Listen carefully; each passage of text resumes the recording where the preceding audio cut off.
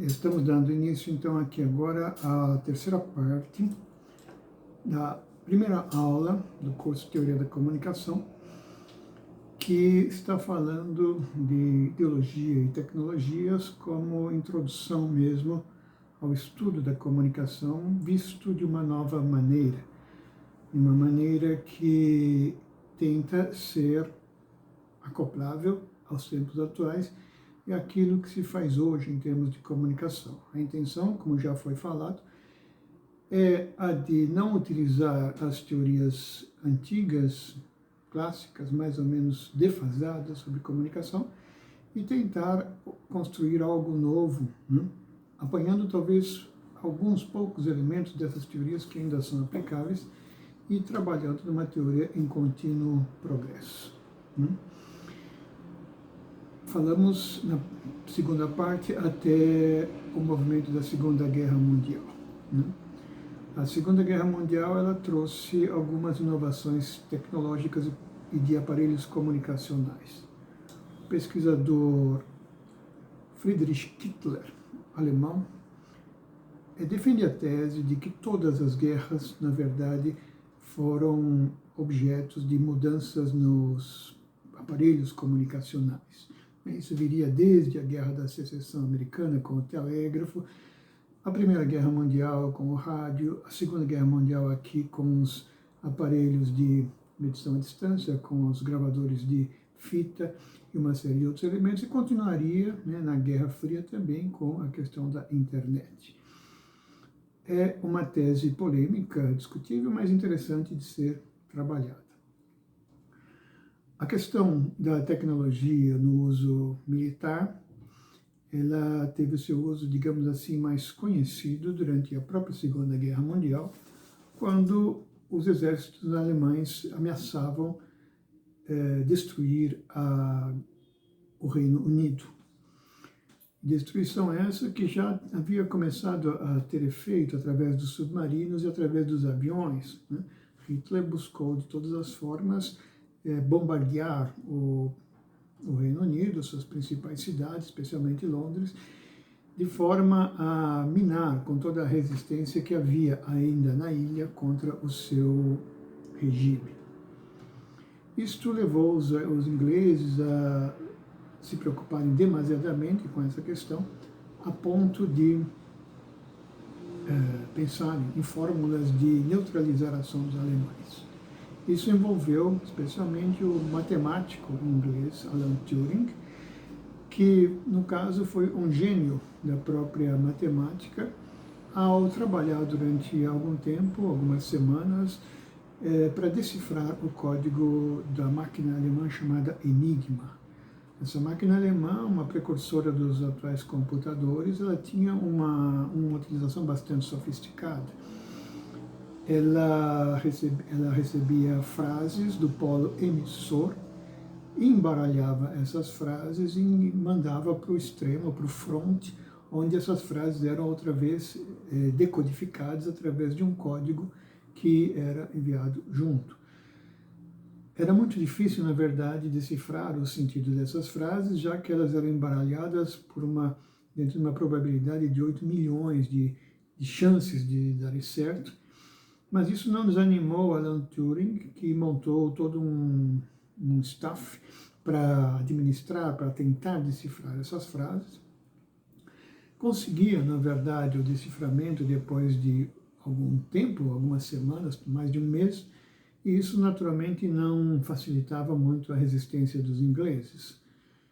Mas o mecanismo, o processo, as máquinas criadas pelo Turing foram se desenvolvendo muito rapidamente, com o apoio do governo inglês, a ponto de este espaço, este delay, que era entre receber a mensagem e decodificá-la, se tornava cada vez menor.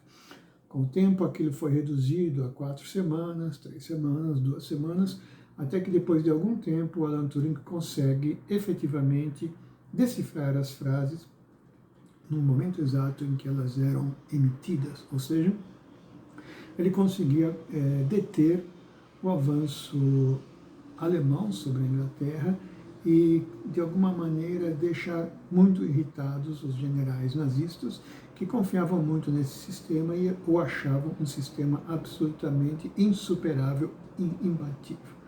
Alan Turing consegue esse efeito, consegue neutralizar as tropas alemãs, e isso vai ser uma grande queda, uma grande derrota, né, do fronte alemão no Oceano Atlântico, mais ou menos similar à derrota que recebeu o fronte alemão diante dos russos, em que foram derrotados e tiveram que recuar, marcando com isso o início da crise, da decadência da expansão militar alemã.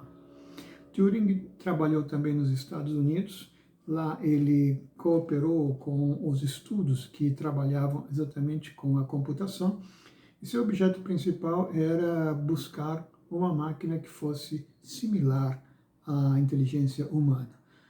Quando ele criou o jogo da imitação, ele buscou exatamente dizer que as máquinas confundem as pessoas, porque estas, às vezes, não sabem exatamente quem está respondendo, se é a máquina ou se é uma pessoa, segundo os seus próprios testes, né? O jogo da imitação constava de duas cabines, em que uma estava uma mulher e outra estava um computador da época, e uma pessoa, um homem do lado de cá, ele deveria adivinhar exatamente onde estava, em qual das cabines estava a mulher.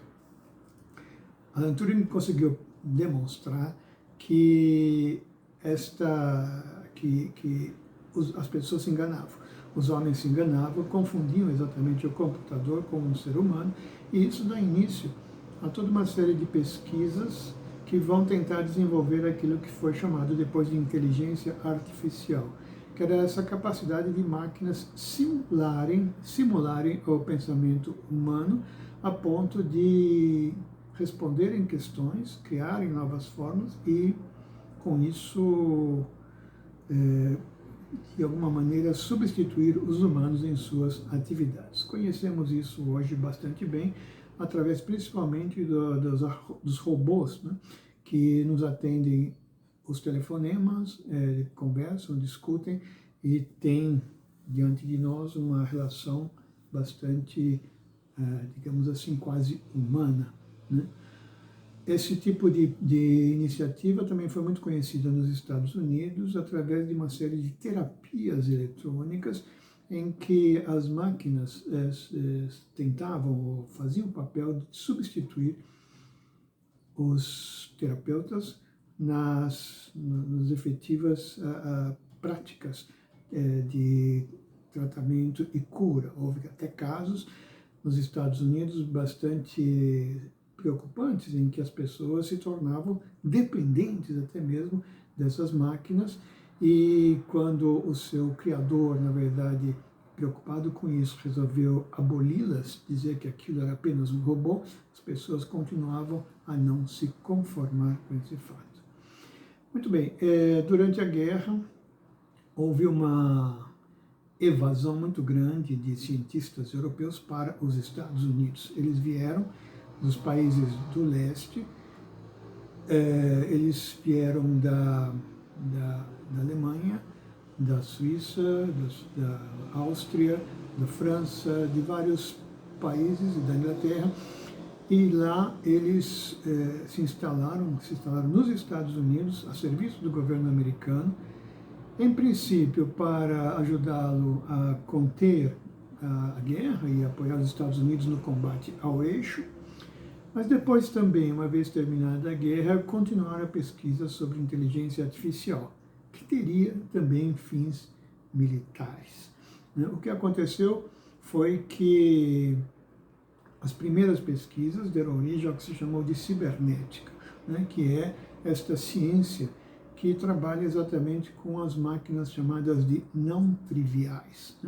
Uma máquina trivial é uma máquina elementar, como um liquidificador, coisa assim que você liga e ela funciona. Máquinas não triviais são máquinas que não têm uma resposta pronta, quer dizer, elas recebem a questão, recebem o problema, recebem o input e trabalham esta informação e produzem um resultado autônomo. Nesse sentido, elas são donas de seu próprio resultado, né? As máquinas não triviais, elas são capazes, portanto, de desenvolver respostas que não eram imaginadas por quem as havia criado. Isto é um processo bastante inovador do ponto de vista tecnológico e fez com que a cibernética, especialmente a cibernética que foi desenvolvida então durante a guerra, pudesse desenvolver equipamentos, armas, sistemas de controle, inclusive da aproximação do inimigo, que não se conhecia até então. Foi, na verdade, um salto excepcional que os pesquisadores sediados nos Estados Unidos tinham como objetivo. O primeiro pesquisador a pensar isso, ou trabalhar nesse esquema de uma forma intensiva, foi Norbert Wiener, que também esteve ocupado com a pesquisa militar e o problema do rastreamento e abate de aviões militares, e que criou um sistema chamado de circular, em que o sistema recebia exatamente esse input, desenvolvia a resposta e trazia de volta, em retorno, uma solução, uma alternativa por conta própria. Outro pesquisador importante nesse contexto, que é muito trabalhado também nas ciências da comunicação, era o pesquisador chamado Claude Shannon. Claude Shannon foi usado em grande parte pelas teorias da comunicação porque criou um esquema bastante simples e fácil de ser trabalhado. O esquema é chamado de caixinhas ligadas por fios, como a gente vê aí na tela. Ou seja, para o matemático Shannon, a comunicação, a informação partia de uma certa fonte, atravessava um aparelho e seguia para o extremo oposto, onde ela recebia um receptor que, por sua vez, transmitia essa informação ao destinatário. Esse modelo prevê também a interferência eventual de algum prejuízo, algo que atrapalhe ao entendimento dessa informação, que ele chamou de ruído. Esse esquema, como eu falei, foi um esquema bastante prático, bastante fácil, bastante utilizado pelos pensadores da comunicação, porque era de fácil entendimento.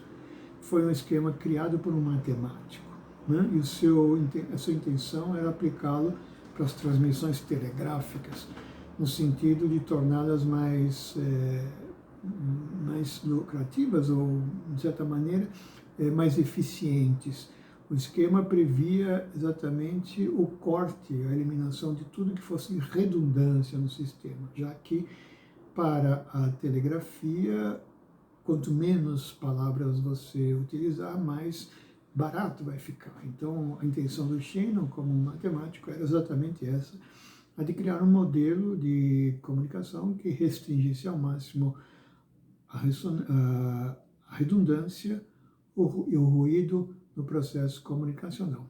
Esse esquema, apesar de ser bastante simpático aos pesquisadores de comunicação, ele contém, na verdade, algumas falhas, e a principal delas é a de que considera a comunicação como um objeto, uma coisa, no caso aqui, um sinal elétrico, né, que vai de um lugar ao outro e que recebe essa decodificação. Ou seja, nós estamos diante de um modelo técnico de transmissão de informação que atende a alguns requisitos, né, da transmissão, mas não dá conta efetivamente de tudo o que a informação pretende ter.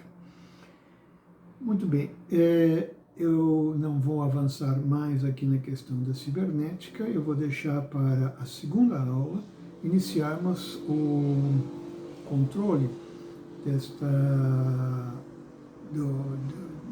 da informação, na verdade, para iniciarmos o estudo da comunicação a partir de 3 pensadores norte-americanos, ou pensadores de solo norte-americano, que foram o cientista austríaco Heinz von Förster, que vem de Viena diretamente para os Estados Unidos trabalhar na pesquisa do cérebro humano e nas chances de se produzir aquilo que se chamou de inteligência artificial.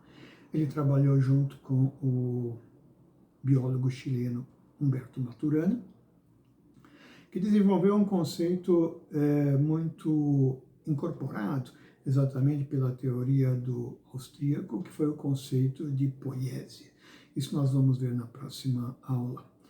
Em associação a isso, veremos também as proposições de um inglês que trabalhou nos Estados Unidos, na Universidade de Palo Alto, com questões ligadas à psiquiatria, à linguagem dos animais e à utilização dos esquemas cibernéticos para comunicação, que se chamou George Bateson.